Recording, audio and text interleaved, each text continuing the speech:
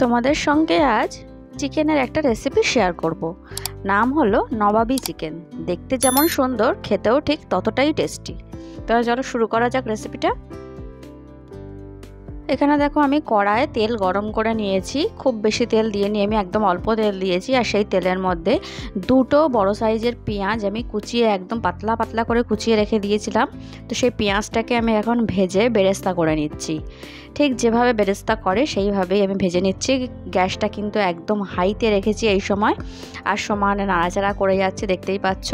বেরেস্তা ভাজতে একটু সময় বেশিই লাগে, তো সেই সময়টুকু দিতেই হবে, কিছু করার নেই।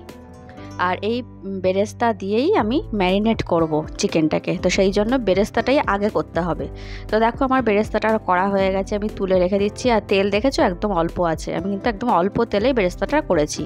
বেরেস্তাটা করে নিয়ে আমি ঠান্ডা করে নিয়েছি। আর এখানে একটা দেখো পেস্ট তৈরি করব, তার জন্য এখানে আমি 8টা কাজু, 2 চামচ মতন নারকেল কুচি, 3টে গোটা এলাচ, সামান্য একটুখানি কেশর, সব কিছু দিয়ে দেখো আমি একটু ড্রাই গ্রাইন্ড করে নিয়েছি।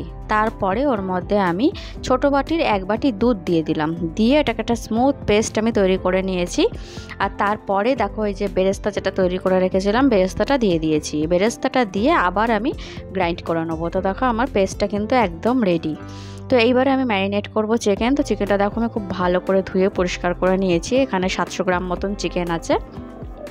তো এইবারে ম্যারিনেট করার জন্য ওই পেস্ট যেটা তৈরি করে রেখেছিলাম, ওই পেস্টটা প্রথমেই দিলাম। আর তারপরে দিয়ে দিচ্ছি এখানে আমি বড় চামচের 2 চামচ টক দইটা দিয়ে দিচ্ছি। আর এখানে আমি পেস্টটা তৈরি করার সময় কেশর ব্যবহার করেছি। তোমাদের কাছে যদি কেশর না থাকে তোমরা তাহলে ওটা স্কিপ করতে পারো। তারপর গুঁড়ো মশলা দিয়ে দিচ্ছি। গুঁড়ো মশলার মধ্যে দিচ্ছি 1 টিস্পুন হলুদের গুঁড়ো, 1 টিস্পুন জিরের গুঁড়ো, আর 1.5 টিস্পুন মতন ধনের গুঁড়ো, আর দিয়ে দিচ্ছি 1 টিস্পুন কাশ্মীরি লঙ্কার গুঁড়ো, আর দিয়ে দেবো 1 টিস্পুন মতন নর্মাল শুকনো লঙ্কার গুঁড়ো, আর দেবো হচ্ছে গরম মশলার গুঁড়ো 1/2 টিস্পুন মতন, আর 1/2 টিস্পুন মতন দিয়ে দিচ্ছি গোলমরিচের গুঁড়ো। আর এটা দেখো তেল দিচ্ছি। এই তেলটা হচ্ছে বেরেস্তা করেছিলাম যে তেলটাতে, সেই তেলটা বেঁচে গেছিলো, সেই তেলটাই দিয়ে দিলাম। আর দিয়ে দিচ্ছি পরিমাণ মতন নুন। চিকেনটা কষানোর সময় আমার আর নুন দরকার পড়বে না আশা করছি, তো সেইভাবে পরিমাণ মতন নুনটা আমি দিয়ে দিলাম। দিয়ে এবারে সব জিনিসটাকে মানে চিকেনটাকে মশলার সাথে খুব ভালো করে মাখিয়ে ম্যারিনেট করে নেবো।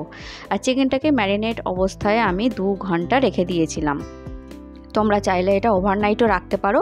চিকেনটা ম্যারিনেট করে যদি ওভারনাইট রাখো তাহলে রান্না করতেও অনেক তাড়াতাড়ি হবে, মানে সময় কম লাগবে, সঙ্গে খেতেও কিন্তু অনেক বেশি টেস্ট হবে।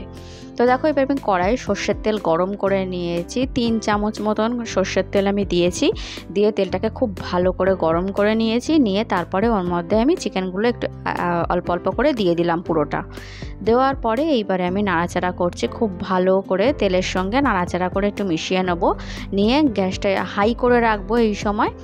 এই সময় কিন্তু একভাবে নাড়াচাড়া করে যেতে হবে, তা না হলে নিচে লেগে যেতে পারে। সেই জন্য মিনিট 5 মতন টানা নাড়াচাড়া করার পরে আমি ঢাকা দিয়ে দিয়েছিলাম মিনিট 5 জন্য, গ্যাসটা লো টু মিডিয়াম করে। তো ঢাকা দেওয়ার পরে দেখো কতটা জল বেরিয়ে গেছে চিকেন থেকে। তো এই জলেই, চিকেন থেকে যে জল বেরোবে সেই জলেই কিন্তু সেদ্ধ হবে চিকেনটা। এই রান্নাতে আলাদা করে কোনো রকম জল পড়বে না।